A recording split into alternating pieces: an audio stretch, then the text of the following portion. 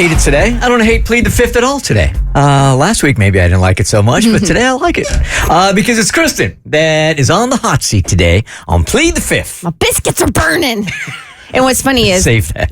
I do the schedule. So I've been seeing this all week, so I knew it was coming.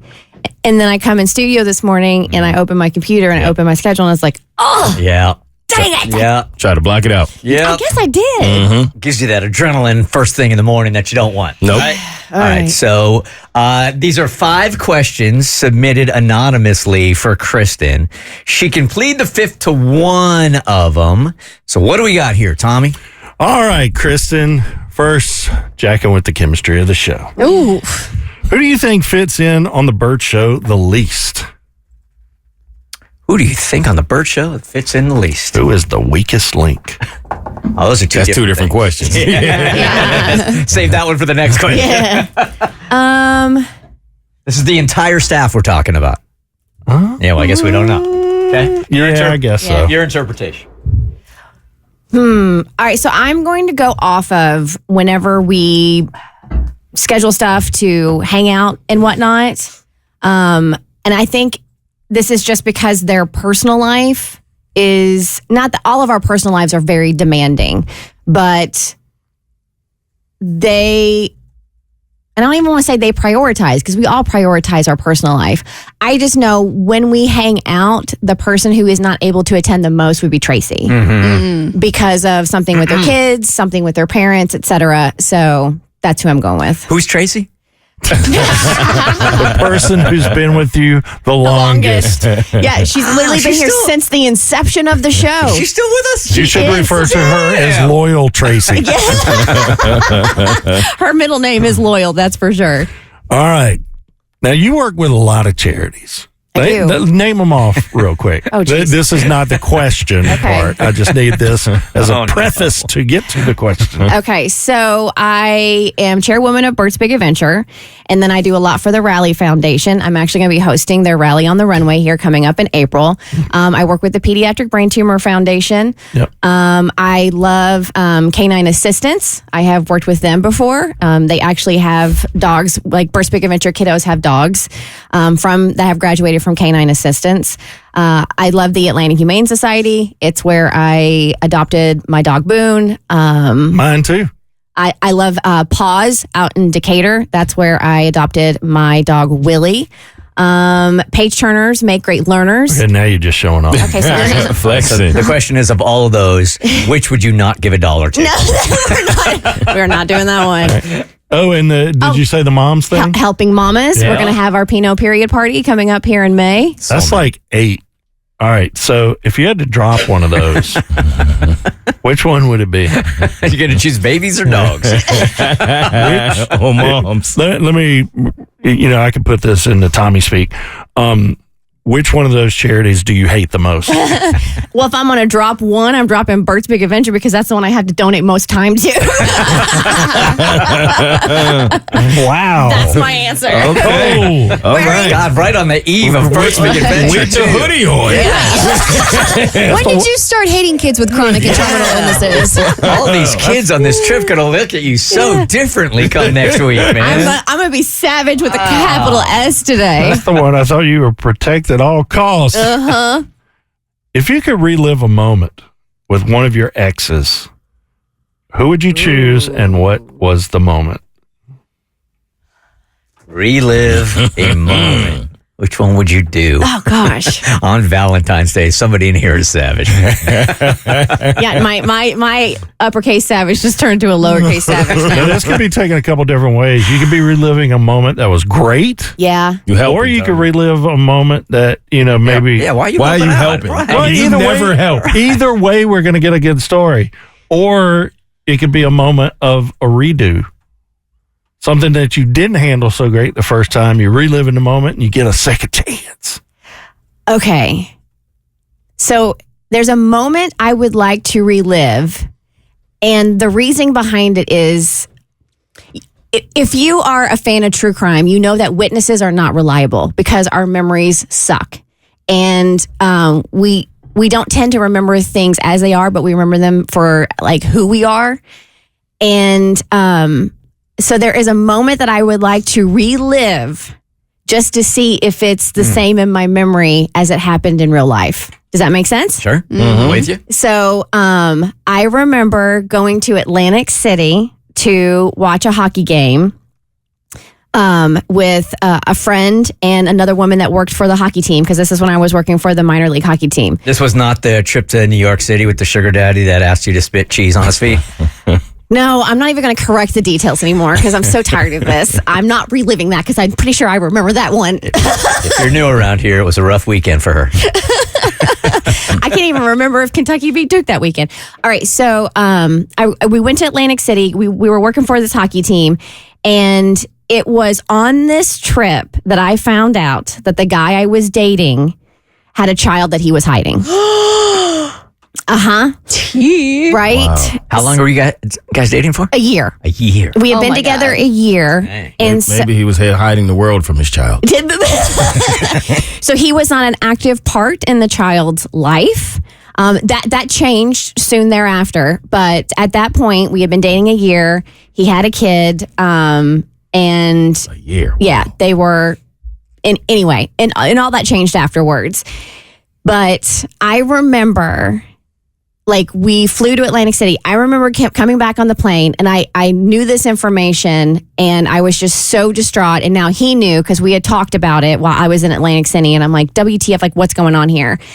And I remember coming up the escalator from the airport and him standing there, and just this intense moment. And I was so upset. And then he was so upset. And I just wish I could play out that scene again of what we said to each other and what he said to make me stay with him. Oh, wow. Wow. Okay. Okay. All right. This is good. That is a good Thank one. you. Right That's a very there, good yeah. Because we didn't break up. Like, I stayed with him, and then he became a part of that child's life, and then I became a part of that child's life. Oh, wow. This is some lore. Right? Did he say nobody else wants you? You might as well stay. No, so Wow, okay. yeah. I'd like to be witness to that also. Me too. man. Take me with you. Yeah. So All right. I would love to know what he said Yeah. that caused me not to break up with him, and we stayed together. And then she ended up becoming a part of his life and ultimately mine. And then, of course, we broke up and went our separate ways. But yeah, so Wow. Okay. All right. Question number 4, Kristen. I dug deep for that one. You, your husband Bart, your little son Jimmy, Yes. and your dogs, because this is a dog-friendly cruise. You guys are all on a cruise ship together. And there it is, an iceberg. You guys nail that iceberg, Yes. and the ship goes down, but there's a door. And you are on that door. Who wrote this? long-ass Elaborate question. Whoever wrote Titanic. I did. I'm kind of taking it from a different question and Okay. I'm expanding on It's it. a shocker. Because I think it's funny. Okay. So there's a door. Yep. You're on it. Oh, I'm floating on the door. Yep. Okay. And you determine that, yes, one item can fit with you on that door. Item or a person? Well, it could be an item as in a dog. So it's either Leroy, Willie, Boone, Bart, or Jimmy. Oh, Yes. It's going to be a no-brainer. Yeah. I'm on the floating. Jimmy's coming. That's a Of no-brainer. course. Yeah. All right. Why do you hate Bart and your dogs? No. Even Bart would want. Yes. Yeah. Bart would grab the heaviest thing he could so he'd sink to the bottom of the ocean. So it wasn't even a choice. All right. Yep. It's Jimmy. Last question. You've been with the show now, what, about almost 14 years? Yeah, it'll be 14 years this year. Me too. God, how have I done it? I don't know. If you had to work with the entire Bert Show for another 20 years, but had to get rid of one member, and I would say, Volunteers tribute. I would say this member has to be one of the people in these 2 rooms. Which person would it be? And that would be Bert, Cassie, Mo, Abby, me, Katie, Rebecca. Kaylee is out today. So you can't say Kaylee because I know that'd be your first answer. Happy Valentine's Day. I plead the 5th. Oh, We got one. We got okay. One Why thing- answer a a question when you don't freaking have to. Truth. That's a good point. Yeah, I've been asking myself that for years, and I've done it every week. Except last week, except the politician one. All right, real talk here for a second. I'm so bummed out because I thought this was such a perfect fit for me, and I've been so excited about it for 4 days, and now I think it's over. Okay, let me try to explain here. So, look, I'm looking at this career, and there's going to be a time here where I'm just like, you know what? I don't want to be Bert Show Bert anymore. I'm going to go do something else at some point. I've been doing it here 20-something years, 25 years. So I've been sort of mentally preparing myself for that day. That's where this whole thing starts, right? So I've never done anything. I've never done a hobby. I've never done anything that wasn't graded or wasn't based on likes or success. So as I've been talking to my therapist about it, and I get nervous about looking at that time where I'm not doing this and I'm not Bert Show Bert anymore, the one thing I really want to start looking at and working on is me doing things just for the fun of it that don't have any kind of grade or success attached, right? So I thought... It must be exhausting to have a performance-based life. You don't have that? No, I do. Yeah. So you know how tiring it is. Yeah, that's why I'm saying, as I'm thinking about it. But I think you take it to like the nth degree. Even like you said, you don't even have a hobby that's not like performance based. Like literally everything. I finished a book last night, and that was lovely. It was a great accomplishment. But I did. Was it throwing a glass? I finished throwing a glass last night. But did you tell everybody so you could get likes? No, haven't posted. The first time I talked about it, I'll talk to Abby and Cassie about it during the commercial break. But I feel like I have that in my business life. Mm-hmm. In my work life, I don't necessarily have that in my personal life. And I feel like you have to deal with it in both. I do, right? And I think if you get into this industry, if you get into the entertainment industry, I think that's baked into your DNA a little bit. You guys too, or no? I think, yeah, I mean, to your point, I remember the last time I finished a book and I remember thinking, wow, I can't wait to tell my Instagram followers about it and tell them what I rated it. Right? So I think it's fair that when you get into this type of work, I think there's a small part of you that really likes exterior validation, and that's how we ended up here in the first place. Absolutely. 100%. I've always felt like that. I think that's why when I do get a moment to play my PlayStation, I love it so much because it's the only time in life where I don't feel like that. You know, I was the only child kid, so it goes all the way back to that. And I'm the, hey, look at me kid that was performing for my parents and my family when I was 5 or 6 years old. So now that I'm looking at a life where I might not be getting this, I'm like, okay, let's start preparing for it. I have been on TikTok, but I've been a voyeur on TikTok. I generally scroll through there just to stay in touch with what's going on. Look for content, but I have never posted anything except the very first video a couple of years ago. I was trying to find some lighting, and I stayed away from it for years and years and years.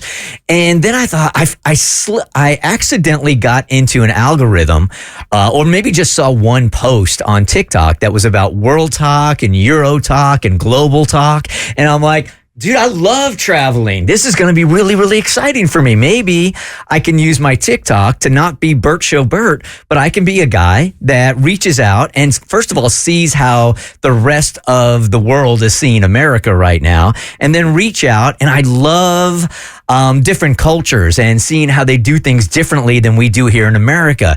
Even people in their own homes in like Scotland that are giving you sort of a look on inside of their house, what it looks like compared to America. That kind of stuff turns me on.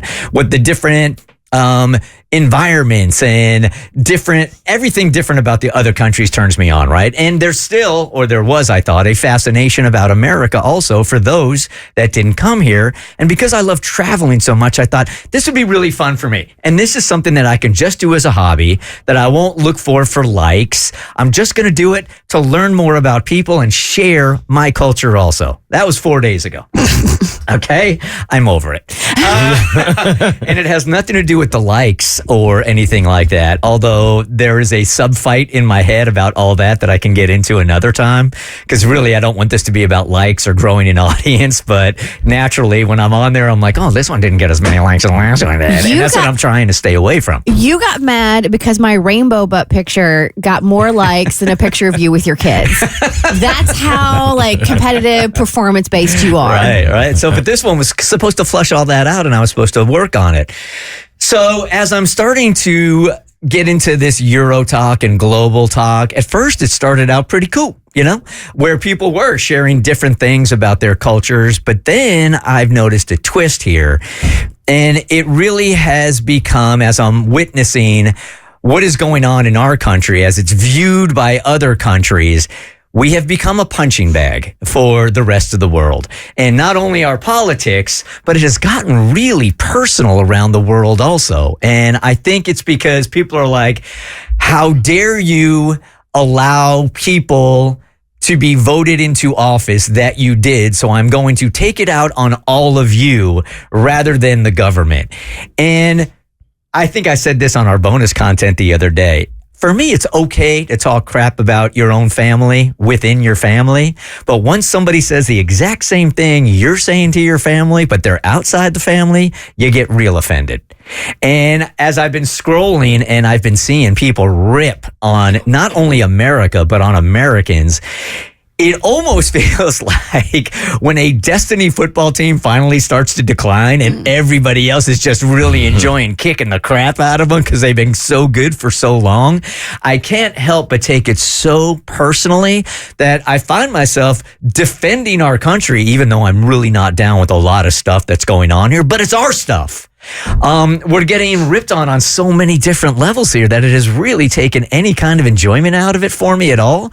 And now I feel like if I'm going to post anything, it's going to be defending the country in ways that I probably would have a very different conversation with you guys about. Then it has just completely lost the originality and the pureness of what I wanted it to be. You just wanted to look into other people's homes in other countries, but now all you feel like is you're just like America's a punching bag. Yeah, let me give you an example. Like yesterday, I made a video here in the halls of what it looks like in an American radio station. It wasn't even a radio station. And I thought it would be funny to just take a video of all the snacks that we have here compared to snacks that you would have in other countries at work, if they even have snacks in other countries at work. I didn't even post it yesterday because as I was getting ready to post it, Americans were getting beat up by people in Scotland and Ireland and all over the world. But again, it wasn't about politics. It was making fun of the American people. And it put me in such a bad mood. The last 2 days, I really felt like I have been on edge. And I think some of that came out yesterday in the argument that Cassie and I had late in the show, which was a superficial conversation I got pissed about. But I've been on edge because I have been sort of diving now more into social media and diving into news, and it's totally changed my attitude the last couple of days. I'm so glad you realized it, because like social media and news can have such a deep impact on your mindset and your well-being. You don't realize it till it's too late. And then when you're sitting down at night and you're like, why am I so edgy? Everything's gone well. And then I realize, I take a look at the numbers online and I'm like, oh, that's why the world is coming to an end, is what the world is telling us and what our own media is telling us. It's done. It's over. You know, it's interesting. I think there's this conception of when Americans look at like Europeans or people in other countries, they're like, you're so worldly, you know so much.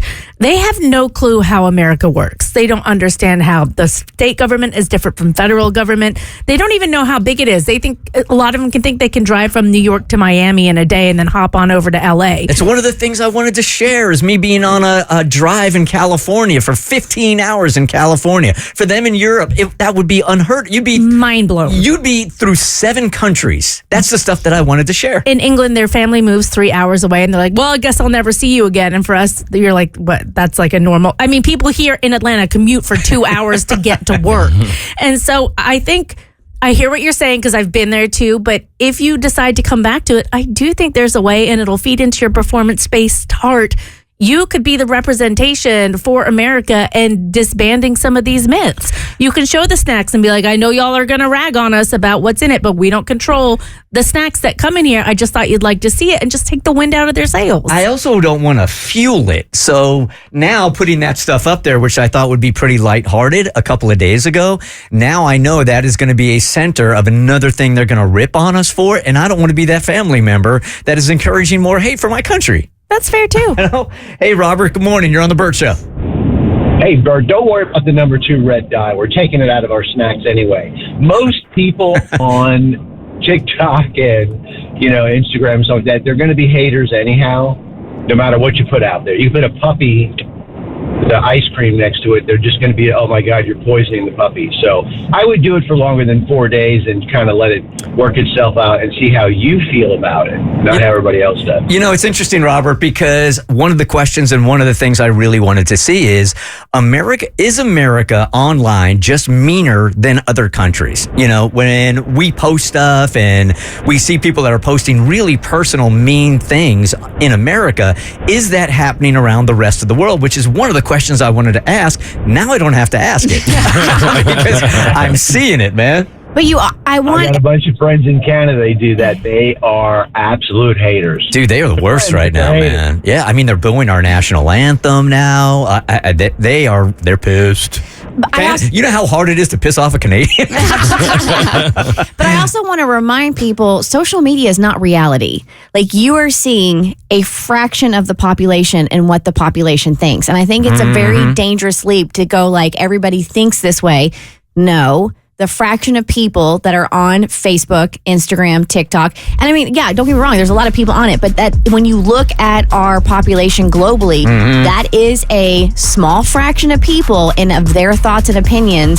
And that does not mean that's what everybody thinks. You start to realize also America is a small fraction of people compared to the rest of the world. And we have a very different attitude about that. Come on. Who believes in love at first sight? We talked to a couple of listeners a few months ago that as soon as they met the person that they think they fell in love with, they're like, oh yeah, this is the person I'm going to be with. I'm like, okay, let's just test you in a couple of months and see how it's going. They are on with us, and we will get updates in their relationship here in just a couple of seconds. All right, before that, Rebecca, what is it about Valentine's Day that the Bert Show should absolutely be watching? Well, I was going to recommend you guys the perfect romantic movie to watch for Valentine's Day, but then I remembered that unlike me, you guys won't be watching it all alone. You guys will be watching it with your girlfriend, your husbands, your cat-adjacent boyfriends. And I got kind of angry. I was filled with like a romantic rage. Aww. So my recommendations have turned into little roasts for each of you. Oh, okay. You can come share my cat boyfriend adjacent thing, whatever you said. Oh, I'd love to. You have 2 now, so you can share. All right, let us have it. All right, Bert. Because you're bitter on Valentine's Day. Let us all have it. I'm not bitter. The movie you should watch, Bert, is the 1988 Tom Hanks classic, Big. Not because I believe that's what you want to be physically, but because after all the pee talk, I'm genuinely suspicious you might be a child in a grown man's body. I am doing God's work. What I did this week was God's work. Life changing. We salute you. Kristen, your Valentine's Day movie is The Holiday. Because the most romantic thing your husband could gift you is a weekend away all alone. God, isn't that the truth? And if you squint really, really hard, Bart kind of looks like Jude Law. My eyes are closed.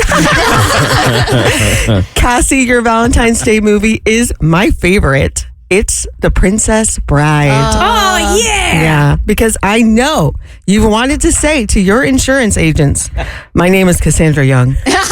You killed my deductible. Prepare to die. No comment. So good. Killed my deductible. Litigation pending. You have no comment. As you wish. As you wish.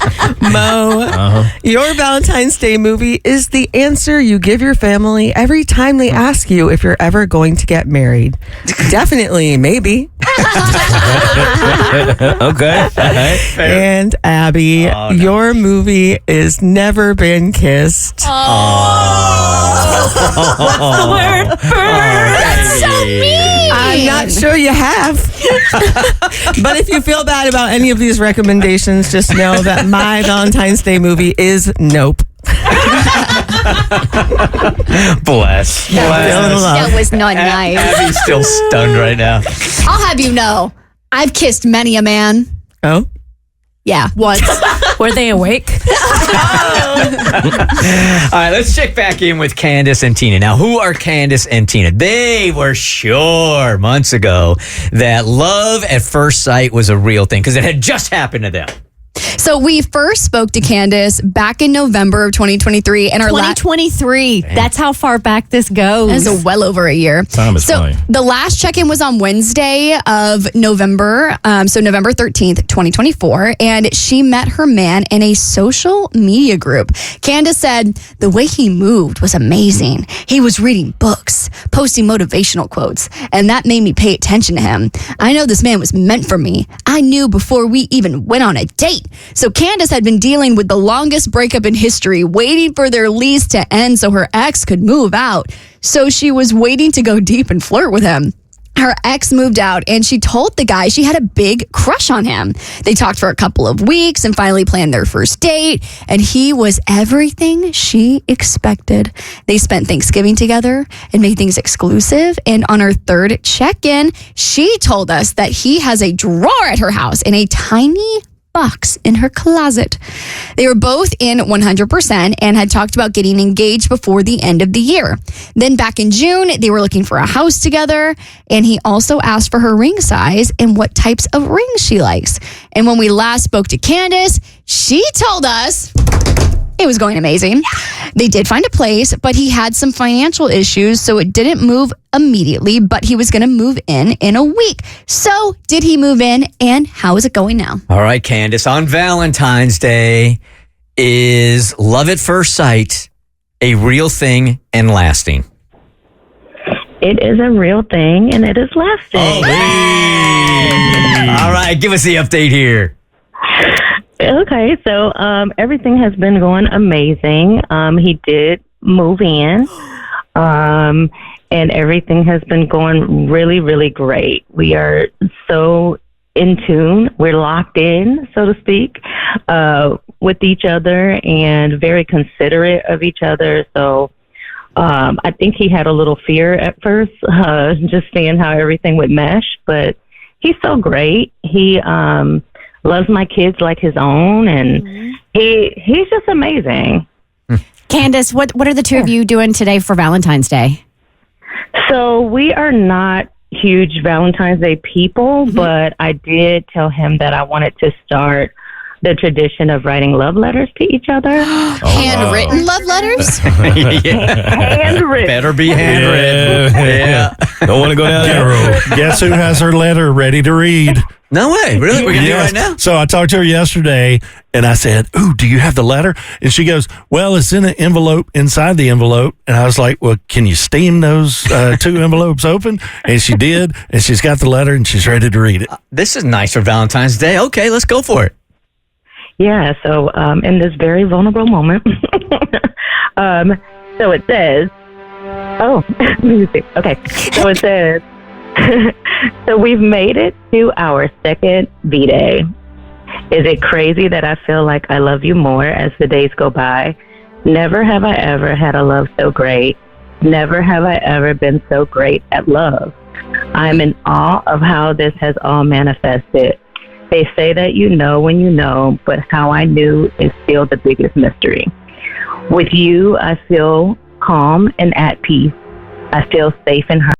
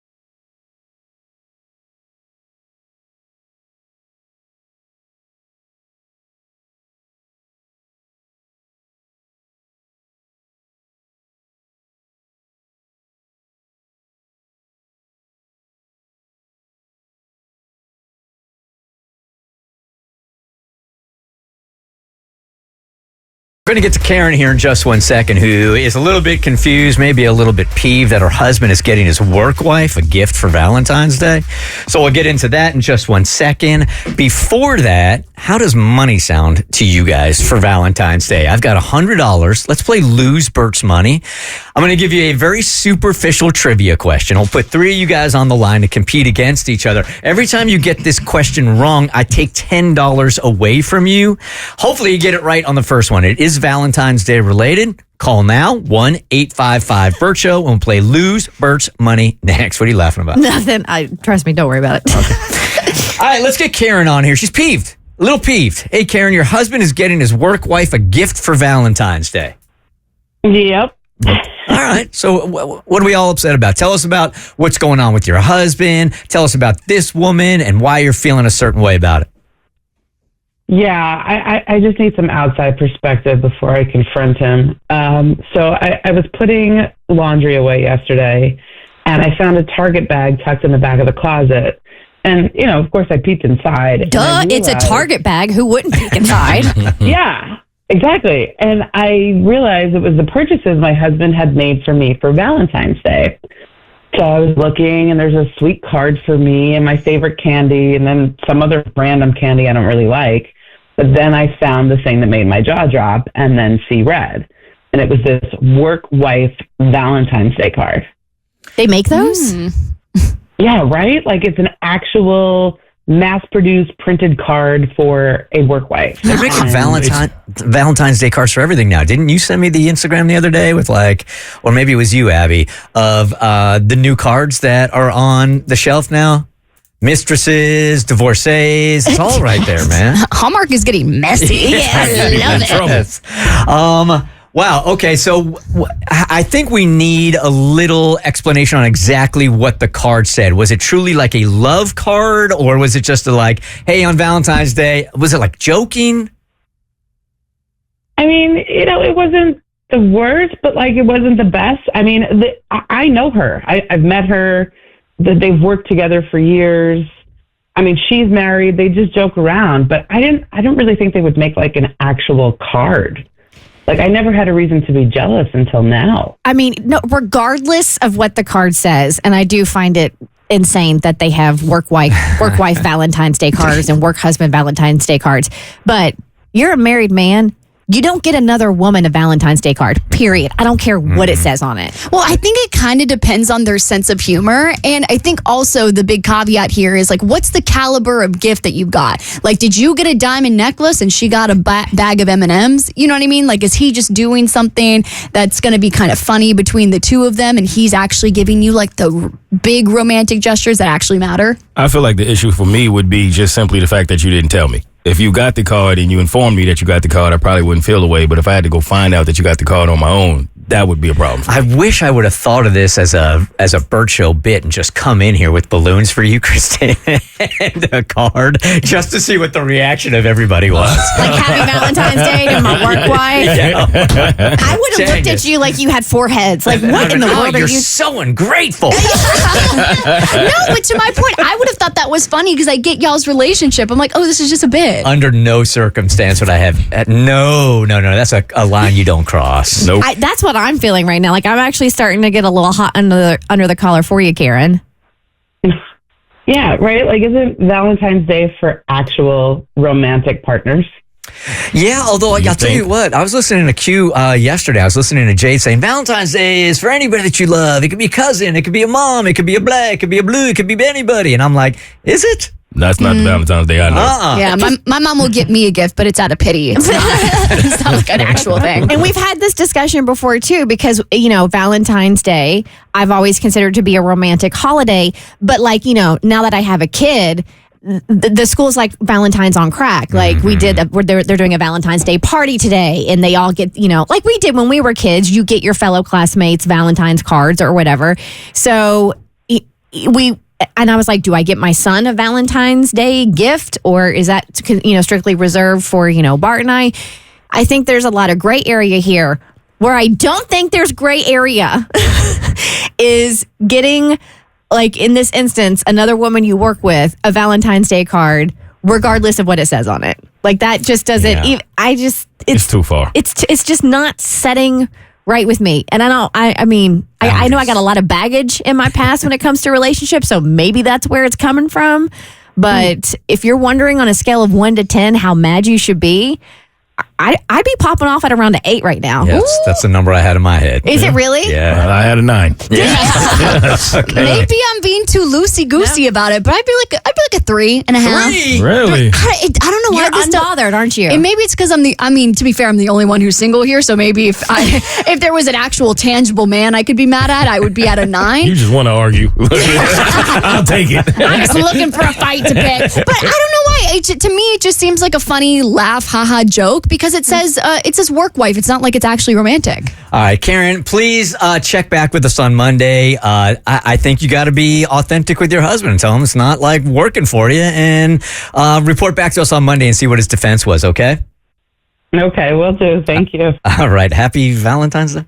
Yes. Happy Valentine's Day, Karen. I hope his work wife has an amazing Valentine's Day. Right. Love that for her. All right, who wants $100? Let's play Lose Bert's Money. All right, so here is your question for Lose Bert's Money today, even before we talk to our 3 contestants. New survey says this is true for 1 out of 14 Americans on Valentine's Day. What is it? And it's February 14th. 1 out of 14. 1 out of 14. New survey says this is true for 1 out of 14 Americans on Valentine's Day. What is it? Good morning, Sarah. You are on the Bert Show. Hi. Hi, guys. Hi. Where are you calling us from? I'm calling from Charleston. Okay, thank you. You guys from from SX 95 SX always get through. Thank you for listening. All right, Sarah, hold on one sec for us. Good morning, Brooke.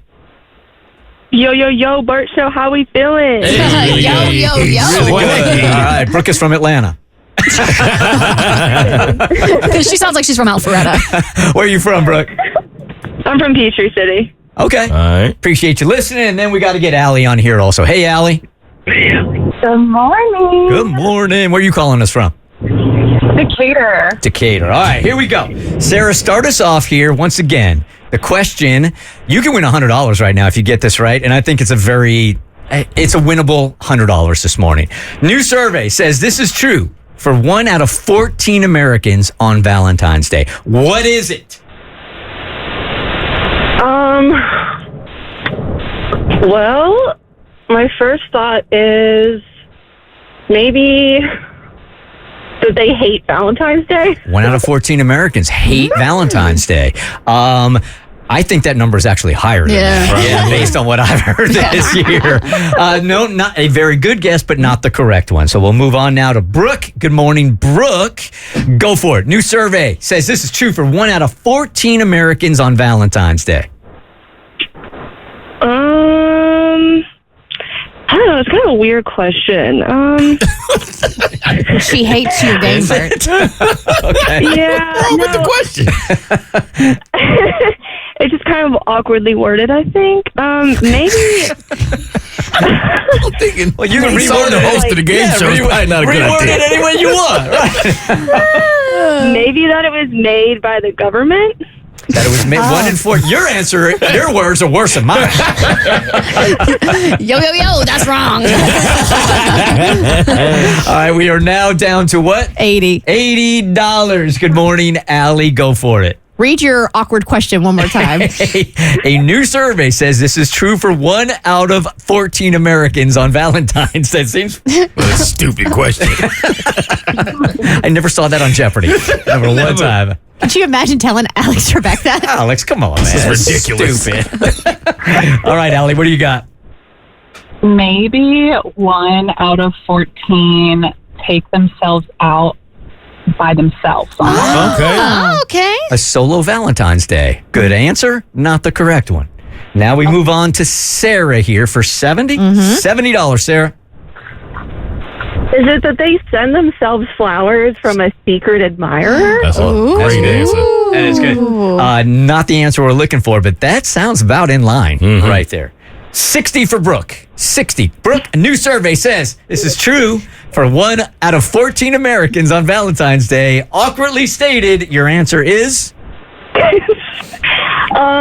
They receive a card from their parents instead of their partner. A card from the parents instead. Is that cool? You get a Valentine's Day from your parents? Yeah. My mom does it. Again, out of pity. All right. Nope, that's not it. Allie, and we are down to how much, Kristen? $50, Allie. 1 out of 14 get in a fight and get dumped. Get in a fight and what? Get dumped. Break up. That is the right answer. They get dumped on Valentine's Day. Not necessarily the fight part, but the dump part is right. Yeah, 1 out of 14 Americans have said, I got in a fight or whatever on Valentine's Day, or they waited, and that's the day that they broke up. That is diabolical. Horrible. It is. Happy Valentine's Day. Yeah, happy Valentine's Day. Let me ask a question no man has asked over the last couple of weeks, except me. Is Secret Lives of Mormon Lives 2 out yet? Not that I'm aware of. Okay, because I'm starting to see all over the place that Jennifer on the show, Affleck, is pregnant again. Did you guys watch the show? I did watch it. And can I be honest, when that news came out, my heart sunk to my feet. She's a mess, man. I don't want to judge her because to me, she's in that really toxic marriage with that man who I wish she would leave. Yeah, but at some point, you got to take some responsibility. Like, I'm a damn adult. Absolutely. And you're right. He's toxic. It's a terrible relationship. And they just keep pumping out kids. I mean, but picture this. I mean, you grow up in that environment and you're told that the right thing to do is to stay with your husband and to be a certain type of wife. I mean, I'm not calling it brainwashing, but I do think at some point you've got to acknowledge that she's also a victim of the way she grew up as well. Yeah, true. All right. Did she turn you around a little bit? No. Not at all. It's definitely not a conversation I can have with any of my guy friends. All right, Abby here representing the single women on Valentine's Day. Hi, it's me. I'm single again for the 27th year in a row. I've never spent Valentine's Day with a partner before. And I think in the past that used to be kind of a bummer, but then at some point you just kind of lose hope that it's ever happening. And you start to acknowledge the good things that can happen on Valentine's Day that you should start embracing. And I will say, as an adult who's out in the world, who loves a nice social bar setting, I will say that Valentine's Day might be the prime day to land your next boyfriend or girlfriend. Because Valentine's Day is the one day that when you go out and about, if you see someone alone, you can almost be guaranteed that they're not in a relationship. So think about this. It's Valentine's Day. If you've done it right, you've woken up with them, you wished them a happy Valentine's Day. You got them some gifts. Maybe you're spending lunch with them. Maybe you've sent them some flowers to their desk. Maybe you guys have dinner plans out tonight. If you are a single woman or a single man, if you go out to a bar tonight, if you see somebody without a partner, you're almost guaranteed that they're not in a relationship. Good point. So tonight I have big plans. I am so excited. Me and my friend Trevin, we are going down to Jacksonville, Florida. It's my hometown. We have tickets to Giggly Squad tomorrow, which is a very popular podcast. I have picked out the ideal dive bar, which I know is typically flocked with single men and single women. And when I walk in tonight and I look around, I'm going to have absolutely no fear. And any single person listening here too should have no fear when approaching someone, because you can almost, it's like shooting fish in a barrel.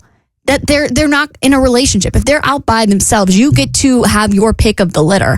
And I do think it is the prime day to find someone because everyone's desperate and alone, and they're probably physically alone too. What I have witnessed with you is you have never been shy about going up to dudes. It doesn't matter if it's Valentine's Day or not. Yeah, so think about me tonight. I'm going to be absolutely feral. I'm going to be walking into the dive bar, foaming at the mouth, ready to go. I'm going into my 30s. I've got 2 more years to find someone before I hit that 30-year shelf mark, and men start just dismissing me. Yeah, I'm all dried up. And the wrinkles start coming, and the Botox doesn't work anymore. I am going to be on my game for the next 2 years. So shout out Pete's Dive Bar in Jacksonville, Florida.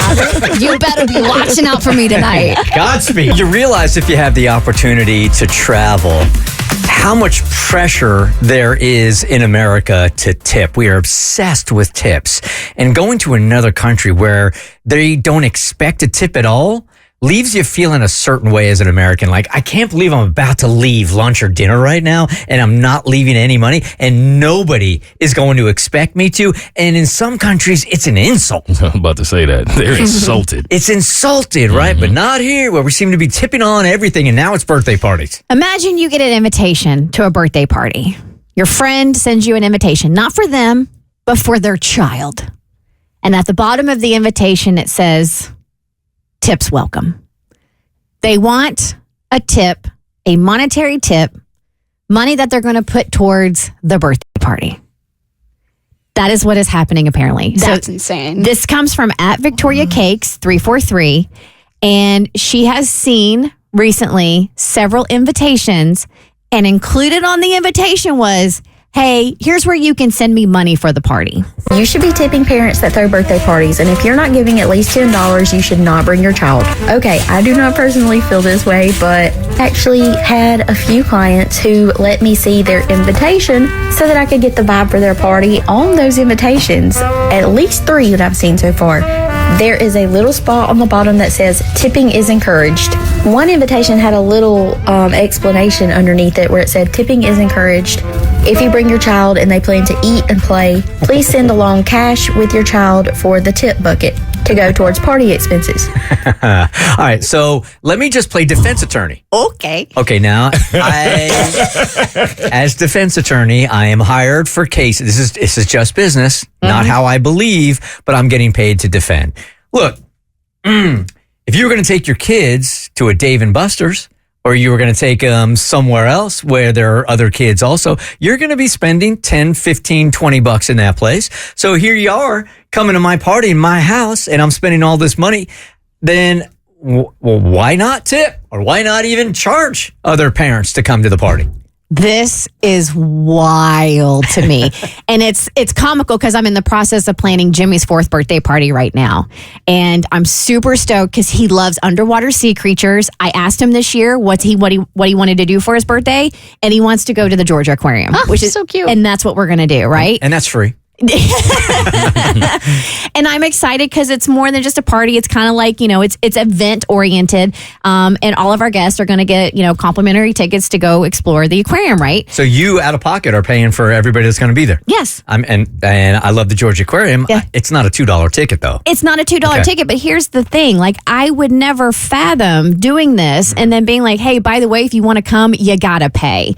Like, no, this is my kid's birthday. This is what I'm doing. Now, if if that, whatever our budget was, if that wasn't the case, well, then we're going to throw a shindig at the house and be like, we're having nuggets and dipping sauce, and we're going to bring out the bouncy house, right? And that's what we'll call it a day.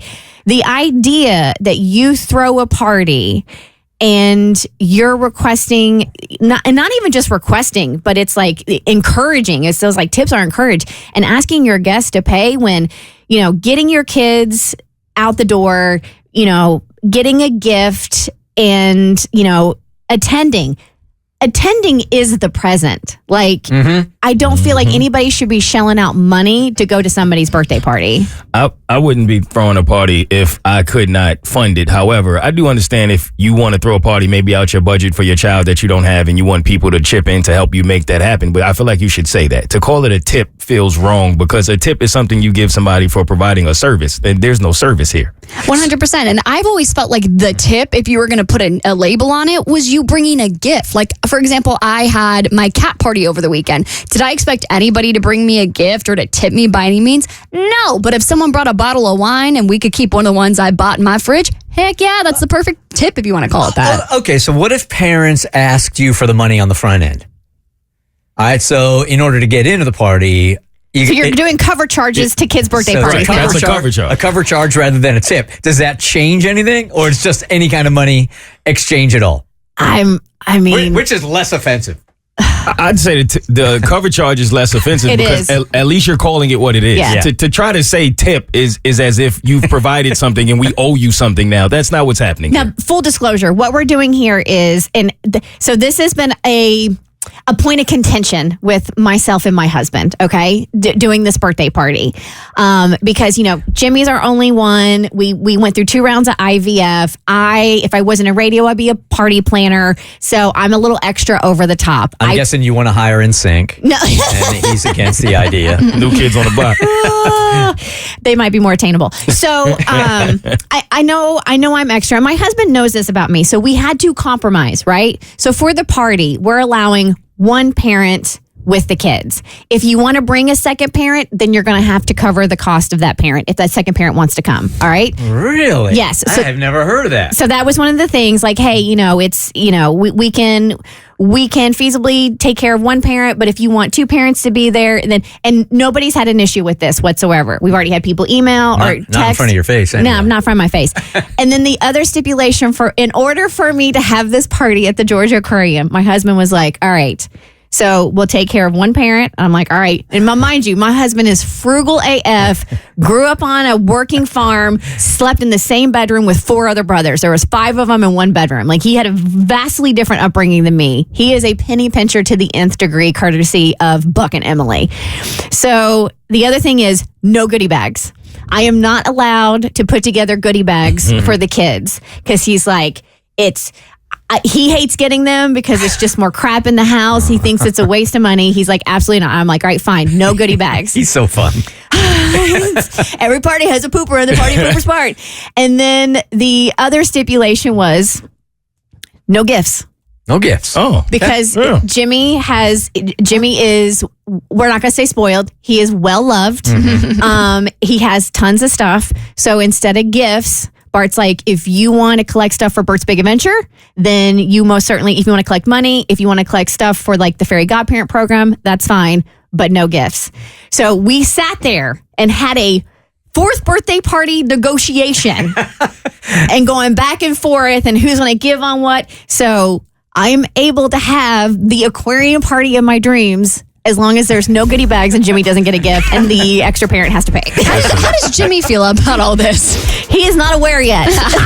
If I was the parent that got this invitation, I would love this because I could be the parent that don't have to go. Amen. That's where the real fight starts. Yeah. All right, urgent advice needed. She wants to move out of the house, but she knows her family's going to be upset. Hi, Bert Show. Please keep me anonymous. I love you guys, and I could really use some unbiased advice. I am single and in my early 30s. I always thought I needed a partner to buy a house, but last year showed me how short life really is. Too short to just sit and wait. So, I did it on my own.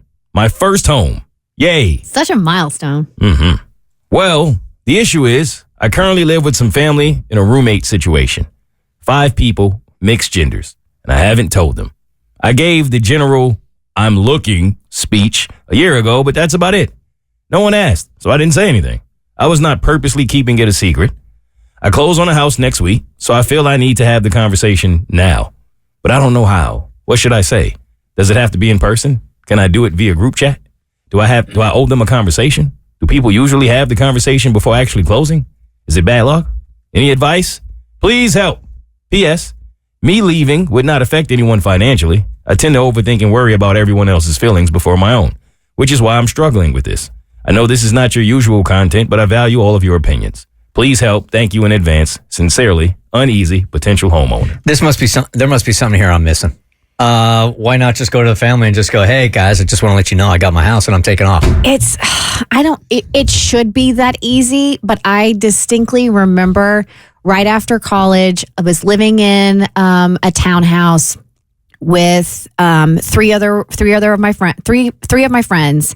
And I had gotten the job in Cincinnati and I was moving to Cincinnati and I needed to tell them. And it wasn't like they were going to be mad at me. Like it was a big deal to move up market, blah, blah, blah. And for some reason, I could not tell them that I needed to move out.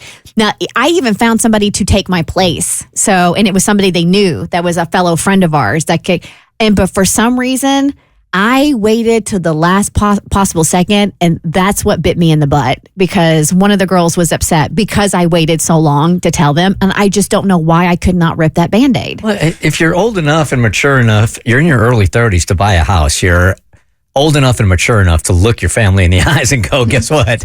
I'm moving out and I've got my own place and they should be happy for you. 100%. I thought this was all going to revolve around there being some like financial burdens that she was going to leave on people. But once you said that that's not a thing, then yeah, like you're moving on with your life. Yeah. They should celebrate this. They should be excited for you. I don't see why you're concerned. Yeah, I think you said it yourself in the PS where you said, I tend to overthink and worry about everyone else's feelings before my own. And I think that rings true to this situation here where you feel like there might be a negative reaction, but I think you should just focus on celebrating this huge life milestone and get out of there. That's a big win. The small win comes from, obviously, you have some kind of history here on conflict management. Most of us don't like it. Some of us are better suited for it or comfortable with it. But here's the small win here is do it face to face. Yeah, I would do it. I mean, you're living with them. That would be weird to send your family a text message like, hey, I found a house. I'm moving out. Bye. Send them the Zillow link. Yeah. What if you thought if I lived here? Because I'm going to tomorrow. All right, so what exactly is a top tier man? There could be some controversy here because this was an interesting conversation. Is this a segment where we just get to talk about Henry Cavill for 5 minutes? Oh, I wish. I'll put that on the schedule for Tuesday, okay, Abby? Why? Is he a top tier man? Yeah. Yes. Just because he's Henry Cavill? Yes. We don't know what he's really like. Or is it just based on looks? He has an accent and he was Superman. And he's a nice nerd man. He's like into gaming and stuff, so he's a good person, probably. That's all it takes, huh? That's all it takes. Yeah, Okay. the bar is in hell. An accent and you can portray Superman in a movie. Got it. All right, so this was a conversation on the podcast, tonight's conversation. So tonight's conversation, they said they have an Instagram and they also have a dating card game and a podcast by @AceMetaphor. So I listened to this and I was like, this is fascinating because there's a man explaining what he believes to be a top tier man. And then a woman enters the chat and she proceeds to tell him what she believes to be a top tier man. Modern day women just don't qualify for the top tier men, and that is the truth. You believe you're a top tier man? By what standard? I'm 6'4", only about 8% of the entire world is 6'4". I make well over 100K a year, and I'm black at that if you add that on. So just if we're speaking about those figures, the things that women are attracted to, no, I'm not going to toot my own horn, but I'll let you do the math. Before we go, what's your math saying? The conversation and the words that are coming out of the mouth of someone like you, I would never consider top tier. A top tier man is also a man that is extremely desirable by way of his character. A top tier man is a man who displays a certain level of intellect that allows him to consider other people. A top tier man, they lead with love, not with dictatorship, right? They don't want to control their woman. They want to gently lead their woman. A top tier man creates space for a woman to feel good about herself. A top tier man supports the dreams and the ideas of a woman. A top tier man prioritizes a woman. A top tier man is in leadership and working as hard as he is to give the woman the life of her dream. And with all that stuff that you just said, that was just womanese talk. Womanese is also 6'4", black, attractive. I don't know too many women in my circle who desire a 6'4" man still wearing braids. Hey, yo! Whoa! I got personal at the end. There's a lot to chew on here. Clearly, I'm going to side with her on this whole thing. But I got to be honest with you. What have men been taught? What have we been? How many times? If I had $1 for every time, no offense, Abby, that she came in here, and the first qualification for her as a top tier man is somebody that's tall, somebody that. There's a lot of women that are looking for guys. Even our dating coach says that a quality man, or what does she call it? A high value man is somebody that makes over $100,000. So I think he's regurgitating what he thinks the message is from most women. I think they represent two sides of what everybody's looking for in a relationship. I think to say that none of the superficial stuff matters is not right because we're all human and there are things that biologically women are just designed to be drawn to. Someone who can provide and someone who looks, like they could kill a bear or something in our weird primal brains. But at the same time, we can't also then ignore the stuff that actually matters that also intrigues our humanity. So I think to say that one person is right and the other person is wrong is just completely ignoring the nuances of being a human. Because I think both combined is what makes a top tier person. Do they satisfy that superficial part of you in terms of attraction? And do they also have the kind of integrity that makes them a partner that would be worth being with? I completely agree with what Bert said. I feel like I agree with her 1,000%, and I would be attracted to a woman who is saying the things that she is saying. That's the kind of woman I would look for. However, in my experiences, that is not what I usually hear women say when it comes to the kind of man that they're looking for. It always contains how much money he makes, how tall he is, and all of those things, more than I hear what she said. But I do believe what she said, that's what you should be looking for. So I'm not exactly sure what the answer is here. What is a top tier man? We'll never know. I think she got it right. though, Henry right? Cavill. She got it right. Henry Cavill. Who's Superman? Yeah, you already had it solved. We answered it right from the start. Okay. I always get my best show recommendations from friends and stuff like that, so I want to consider myself a friend, and I know Mo's going to agree with me on this. Going into the weekend, if you're looking for a show to watch, that damn show Paradise on Hulu. Oh, my God. Ooh, it's so good. It's so good. It's so good. It's got that dude, Sterling K. Brown from This Is Us in it. Oh, it's like a twist and a turn and a pivot every single episode. It's a mystery. It's a murder mystery, and it's like so many twists and turns. You really can't figure out what's going on. The acting is good. The writing is good. Everything about it is amazing. Are you watching anything right now like a must see? I just finished season 1 of The Night Agent. Now, Mo has talked down season 2, and I started the first episode of season 2, and all I heard in the back of my head was, it's not that good. Well, it's not that good. But the watched first one was so good, and the guy who stars in it is so hot. I tried it based on your recommendation, but I think watching Paradise and then going to that, it's two completely different things, and I couldn't get into it. I did like season 1. It took a while. I didn't like it at first, but it eventually, it grew on me, and I had to know how it ended. It got better towards the end. Season 2 is not bad, but it's certainly not season 1. Now, I've watched that show, but I'm going to tell you, The Recruit on Netflix is what Night Agent wants to be with Noah Centineo or whatever. Okay. It's really good. It's about a lawyer who joins the CIA but gets thrown into the middle of things. Yeah. And what the cool thing is, season 2 is out now, but I watched it all straight through, and you can't tell it's a different season. So it's like one long story. It's good. Okay, there. Going into the weekend, you got 3 new shows. There you have it. All right, Kristen, bring the stupid. All right. You guys are going to try to figure out what these people were reading, but they're going to give you the way they mispronounce the word. Sometimes it's fun to be stupid. Everybody gets stupid. Everybody gets stupid. Yo, you don't even know what stupid is. It's about to get all stupid up in here. Is this a little bit like the game we were playing at the Bert's Big Adventure conference? You know what? Sorta. It's not the same. It's different, but the same. What was the name of that game? Where the words were all Incoherent. Incoherent. That's another good one for this weekend. So I saw this video from Knittervention, K-N-I-T, knitter, I guess she likes to knit. Okay. And it's a montage of people who are sharing the words they have mispronounced. So you're going to hear the mispronounced word, and you're going to try to guess what they were trying to say. Okay. All right. So here's your first one. Word you pronounced incorrectly one time and it still haunts you to this day. I'll go first. Stalamate. Stalamate? Stalamate. Stalamate. Stalemate? Yes. You're not going to be allowed to play because you're too smart. So here, what you're going to be, you're the ringer. So if these 3 can't get it, you're going to swoop in and you're going to get it right. Okay. So yeah, it was. Emery graduate again. So yeah, it was stalemate, but she pronounced it Stalamate. Yikes. That's fancy. That's funny. All right, here's your next one. Embassy suits. Embassy suits. Embassy suites.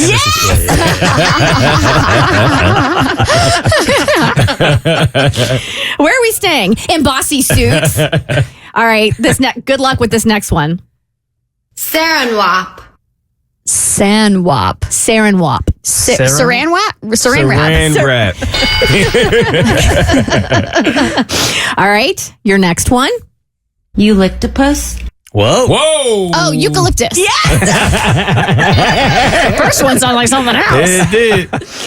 Yes, eucalyptus, but it was actually. Sorry, he did what? Yep, exactly. But it was eucalyptus. Happy Valentine. Happy Valentine. All right, so again, these are words people mispronounce. They are putting themselves out there, and this also started because Justin Timberlake jumped on this trend when the word was me, because everybody said it's gonna be me. And so this is the theme we're going with. All right, here is your next mispronounced word. Fatigue. Fatigue. Fatigue. Fatigue. Fatigue? Yes. Bert actually has trouble with this word as well. Acetaminophen. Acetaminophen. Acetaminophen? Yes, acetaminophen. Oh, acetaminophen. Acetaminophen. That's a tough one. Just say Tylenol. Yeah, there you go. I feel like that's how people who watch Grey's Anatomy just one too many times feel when they're like, let's get some Tylenol. All right. I think this one's going to be easy for you guys, but it's so hilarious how she mispronounces this word. Petabobitus. Hippopotamus? Hippopotamus. But listen to her again. Hippopotamus. It's like a toddler speak. Right? Hippopotamus. One more time. Hippopotamus. That's a grown woman. All right, I got two more. These are, I think these might be the most difficult ones. Here's your next mispronounced word. Dietermine. Dietermine. Determine? Yes. Dietermine. And your last mispronounced word. You have shamamale. Chalamet? Somalia? The wine dude. No? You're thinking sommelier. Yeah. You have shamamale. Shamamale. I saved the hardest for last. Shamamale. Spell it out in your hand. Or spell it out in your head, sorry. I really pulled my hand out. Yeah, I know. Shameless? Shamama. He's literally pronouncing it the way it looks. Shamamale. Chamomile? Yeah. Well, an intense weekend here for our producer, Rebecca, who's about to go right up to a woman and go, it's time for you to be my girlfriend. It's Valentine's Day. Yeah, I'm doing it. Because Valentine's Day 2025 has not been very good for me so far. I spilled my protein shake on my favorite sweatshirt. Oh. Yeah, it's got like a big chocolate stain on it now. Let me see. Look at that. Oh, yeah, my wussy. That's really embarrassing. It's really embarrassing.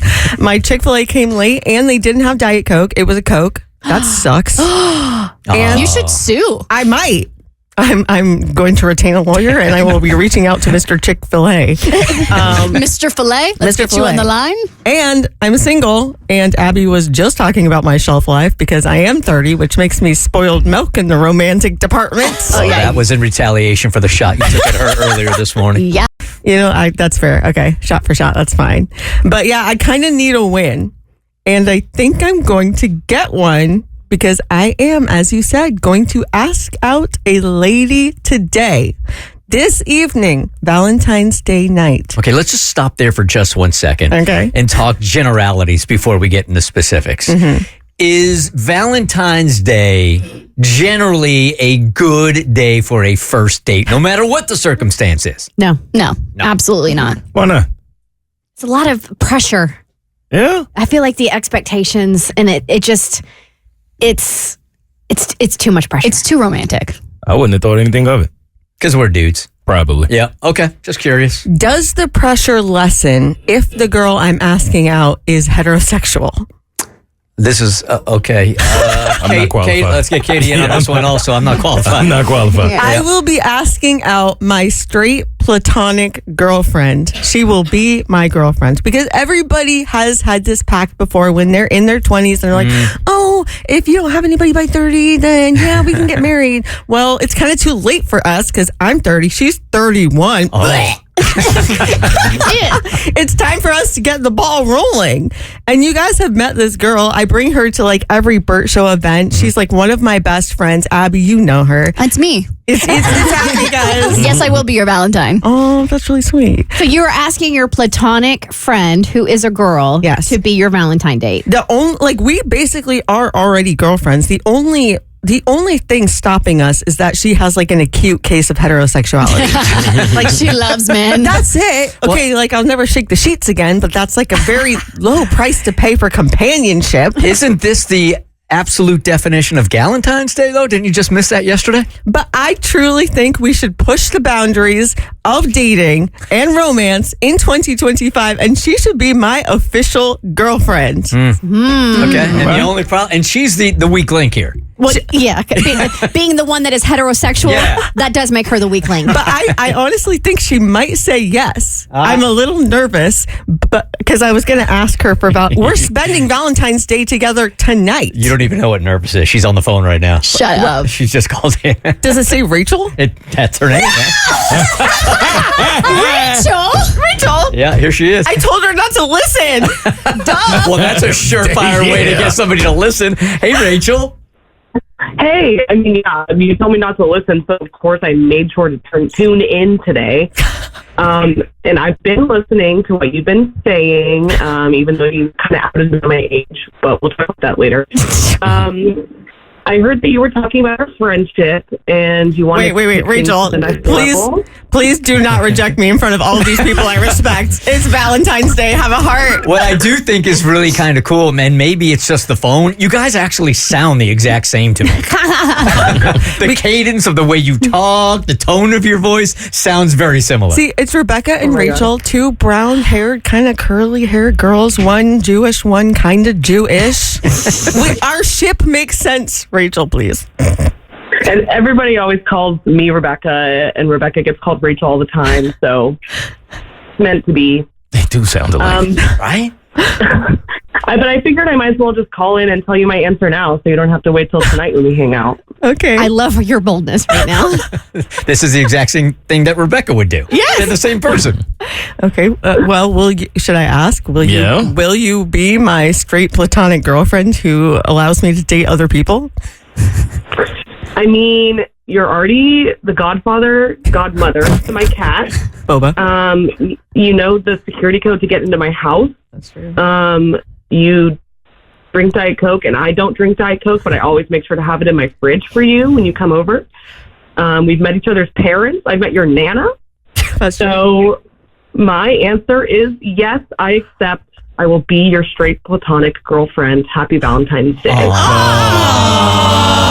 Oh my God. Seriously, I mean, the two of you guys actually, you're the same person.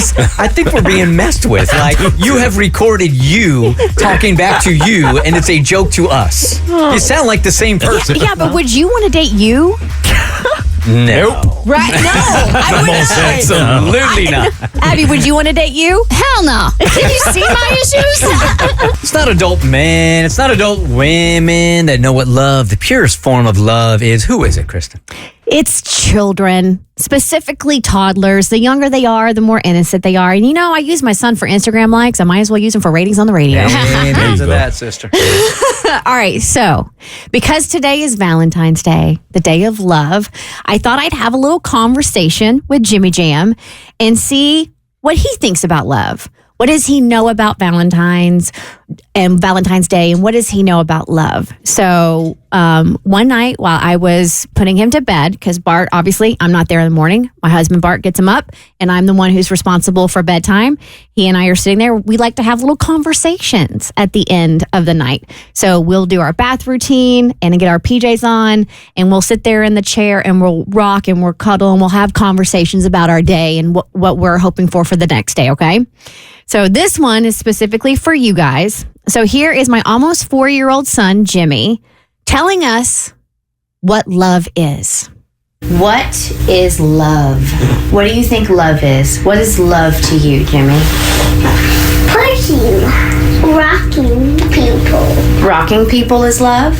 Rocking people to bed. Rocking people to bed is love? Rocking to babies to bed. Okay. What else is love? I don't know. Is love giving hugs? Yes. Is love giving kisses? Yeah, and love is for giving you cuddles. And love is for giving cuddles? Oh, thank you, baby. I love you for putting me to bed. And that's why I give you so many hugs. Thank you. And cuddles. I love you. I'm always getting about 1/5 of those words. You saw me struggling? I was trying. That was about 1/3. What was the last one? So love for him, and he also called this my superpower. His teacher told me this. So love to him is me putting him to bed. Aww. And that's why he gives me lots of hugs and cuddles, because I put him to bed.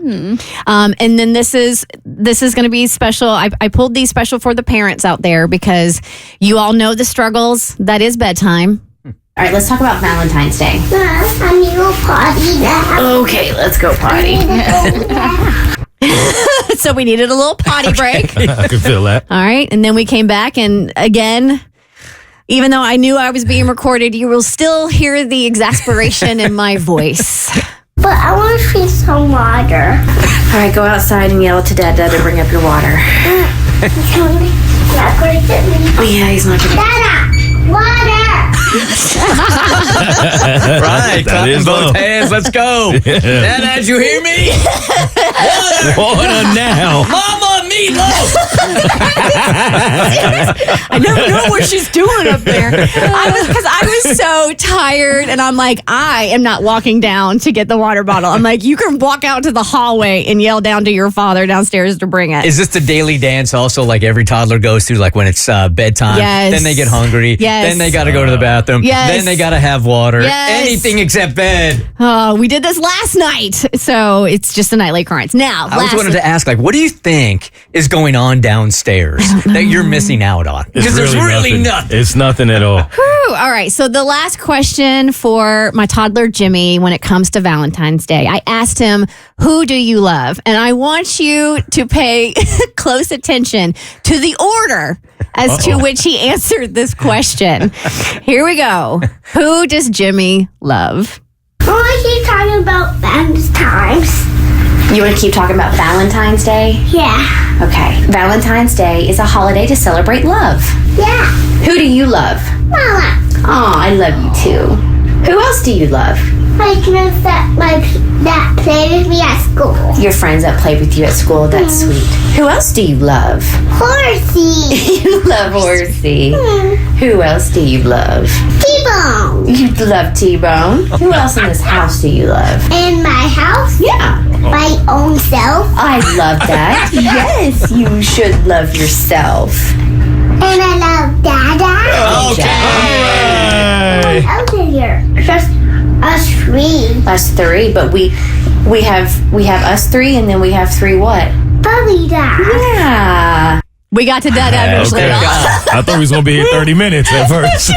Thank God he made the cut. The fact that his friends at school, Horsey, which is his lovey, and T-Bone, which is the kid that lives next door, our neighbor, I was like, surely Bart has to be in here somewhere. Happy Valentine's Day, you guys. The Bert Show.